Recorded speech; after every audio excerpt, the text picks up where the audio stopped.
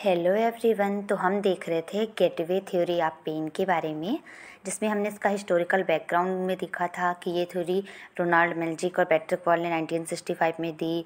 फिर हमने देखा था कि पहली थ्योरी है जो बताती है कि एक ही तरह पेन परसेप्शन वैरी क्यों करता है। अगर दो पेशेंट है जिनको सेम तरह की इंजरी है फिर भी उनको अलग अलग तरह का पेन क्यों हो रहा है।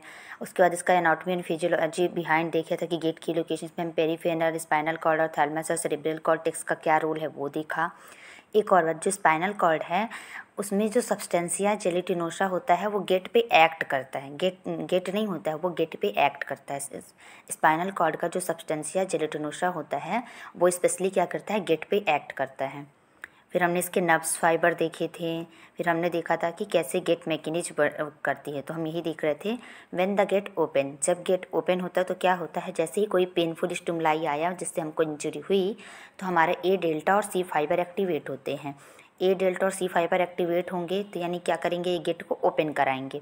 मतलब सेंड कहाँ जाएगा सिग्नल, ए डेल्टा और सी फाइबर सिग्नल लेके जाएंगे स्पाइनल कॉर्ड के पास। और जैसे ही स्पाइनल कॉर्ड के पास सिग्नल जाएगा तो स्पाइनल कॉर्ड में भी किसके पास जाएगा, सब्सटेंसिया जेलेटिनोसा के पास जाएगा और वो जाके गेट पे वर्क करेगा, जिससे कि गेट क्या होगा, ओपन हो जाएगा। सॉरी, यहाँ गेट की स्पेलिंग गलत है, GATE है। गेट ओपन हो जाएगा। जैसे ही गेट ओपन होगा तो स्पाइनल कॉर्ड से होते हुए वो सिग्नल ब्रेन तक जाएगा और फिर ब्रेन में वो पेन का सिग्नल रिसीव होगा और उसके बाद फिर हमें पेन फील होगा, क्योंकि ब्रेन से वहाँ से रिस्पॉन्स आएगा और पेन फील होगा। व्हेन गेट क्लोज, जब गेट क्लोज कैसे होता है ये देखेंगे। Non painful stim example touch, pressure activate a beta fibre. Non painful stim stimuli, जैसे कि अगर हमको कहीं चोट वगैरह लगी तो हम क्या करते हैं, वहाँ पर रब करते हैं, टच करते हैं, प्रेशर लगाते, दबाते हैं या रब करते हैं, मसाज करते हैं, जिससे क्या होता है कि हमारे जो ए बीटा फाइबर हैं वो स्टिमुलेट हो जाते हैं, एक्टिवेट हो जाते हैं। फिर ये ए बीटा फाइबर क्या करते हैं, these inhibit transmission of pain signal in the spinal cord, get close fever and no pain signal reach the brain।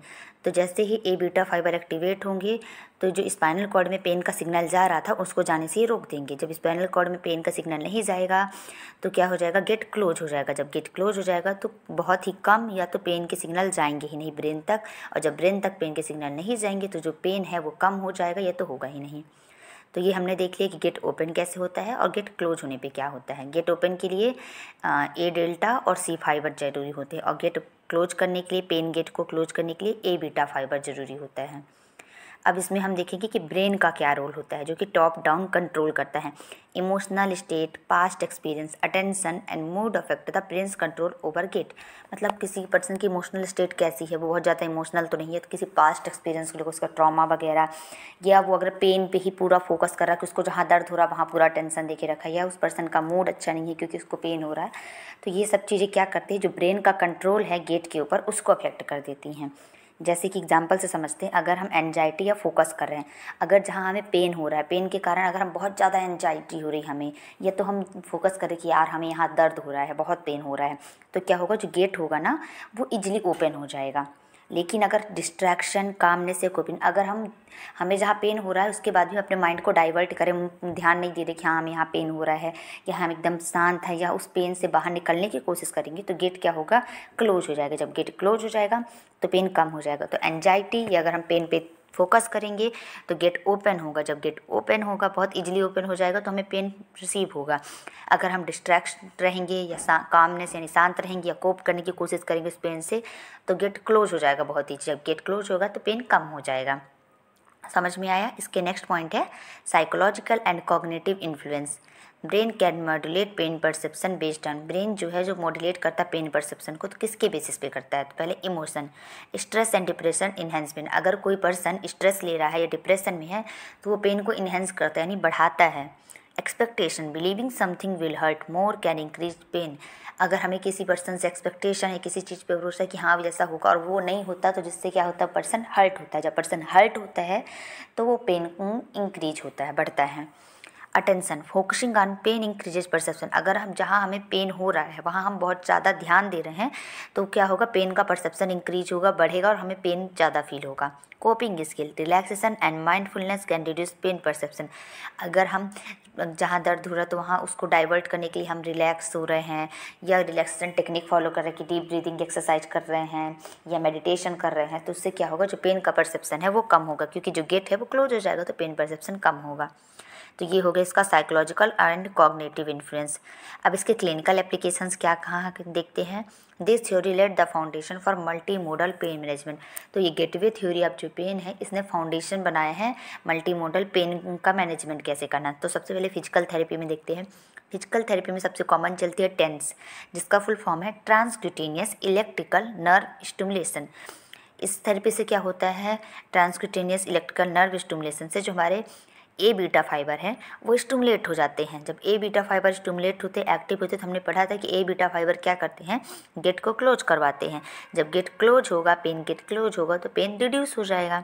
Next है मसाज थेरेपी या एक्यूपेंचर, या हम कहीं मसाज कर रहे हैं या एक्यूपेंचर यूज कर रहे हैं या heat and cold therapy apply कर रहे हैं, जहाँ पेन हो रहा है वहाँ हीटनेस अप्लाई कर रहे हैं या कोल्डनेस अप्लाई कर रहे हैं, तो क्या होगा, ये मतलब स्टिमुलेट करेंगे वही ए बीटा फाइबर को, और ये जिससे ये सारी चीज़ें मदद भी करती हैं गेट को क्लोज करने में। जब पेन गेट क्लोज हो जाएगा तो जब गेट बंद हो गया तो पेन भी बंद हो जाएगा।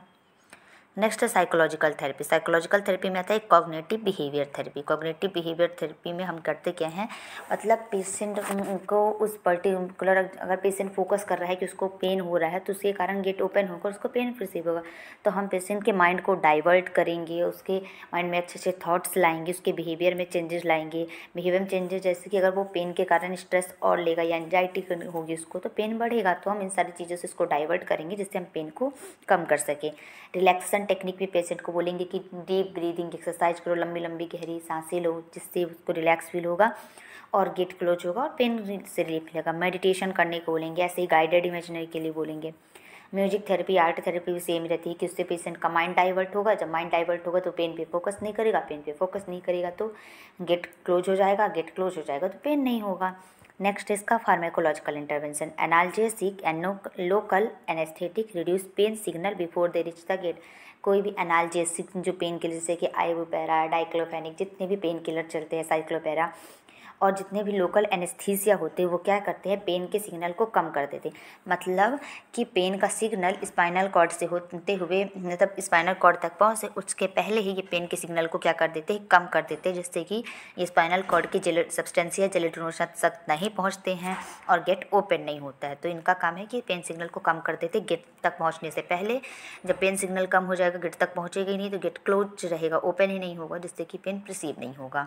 तो ये हो गया overall gateway theory of pain के बारे में। आई होप आपको मेरी वीडियोज पसंद आ रही हो तो please like, share and subscribe my channel. Thank you so much.